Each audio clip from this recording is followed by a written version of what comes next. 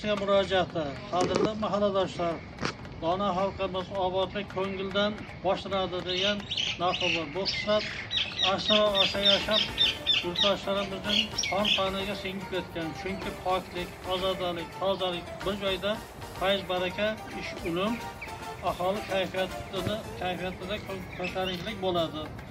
Obodlik esa shubhasiz xonadondan, o'zingiz yashaydigan ko'chadan va mahalladan boshlanadi. Hurmatli Prezidentimiz tashabbusi bilan bir necha yil avval yurtimiz bo'ylab yashilmagan loyihasi boshlanganini naqadar to'g'ri va aqloniy ish bo'lganini hayotning o'zi ko'rsatmoqda. Shu nuqtai nazardan mahallamizning bunyodkorlik va obodlik maskaniga aylantirishda mahallamizning barcha aholisi bir yoqadan boshqan faoliyat ko'rsatish insoniy burchimizdir. Aziz yurtdoshlar, ona xalqimizdan yaxshilanmoq qoladi degan purnoma bor. Milliy qadriyatlarimizga sodiq qolgan holda oilada farzand kelganida unga atab ko'chat ekish, qashqar yo'li bilan bog'lar yaratish, uylarni atrofida tozalamzorlashtirish kabi ezgu an'analarimizga hamohang tarzda mahallamizda har bir xonadon tomonidan kamida 20 mevali va manzarali ko'chatlar ekishga chaqiramiz. Natijada mahallamizdagi 503 ta xonadonda jami 1060 ko'chat ekilishi ta'minlanadi. Shu bilan birga mahallamizda 12 ta ko'cha mavjud bo'lib, yashilmagan umummilliy loyihasi doirasida har bir ko'chani obod maskanga aylantirish va ko'kalamzorlash maqsadida mahalladoshlarimiz tomonidan har bir ko'chada va yo'l chetlariga 200 tadan manzarali va mevali daraxtlarimizni ko'chatlarni ekishda faol ishtirok etishga chaqiramiz. Hurmatli mahalla faollari, ko'chaboshlar, mahallada ko'cha va guzarlarda bo'sh turgan daraxt ekilmagan joylar hali juda ko'p.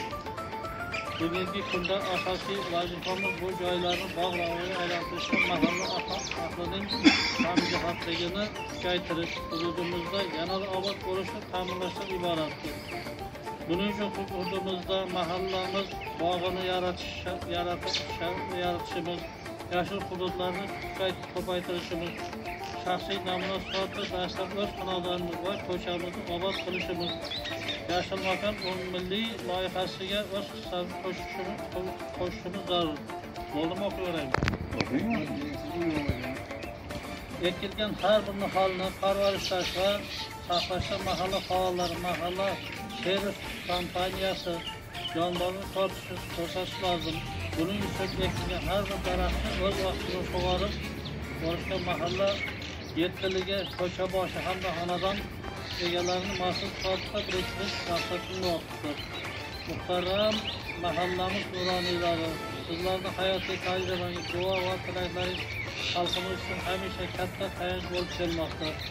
Shu ma'noda mahallamizni istiqomat qilayotgan har bir keksa avlod vakilidan hududimizda yashil makon loyihasini amalga oshirishda aholi tomonidan ko'chatlarni namunali ekishni tashkillashtirish bosh bo'lishlari tashabbuskorlik ko'rsatishlarini kutib qolamiz.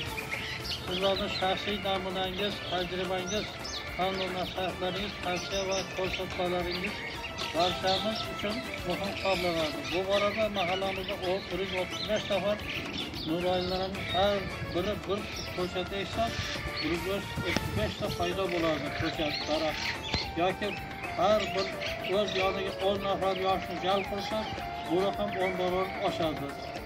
Aziz mahallamiz yoshlari, sizlarning yangi O'zbekiston bunyodkor kuchisiz xalqimiz ko'zlayotgan yuksak marralarga erishishda aql-quvvatingiz, g'ayrat, shijoatingiz, ona vatanga bo'lgan sadoqatingiz beqiyosdir. Ona zaminimizga mehr bering, nurli kelajak uchun bugundan boshlab o'z xonadoningiz, ko'chalar va mahallamizda nihollarni eking. Hududimizda yoshlar bog'ini tashkil etishga tashabbus ko'rsating. Aslo unutmang, siz O'zbekiston farzandisiz. Sizning hissangiz bu ota-onangiz, mahallamiz, kelgusi avlod hamda butun xalqimiz.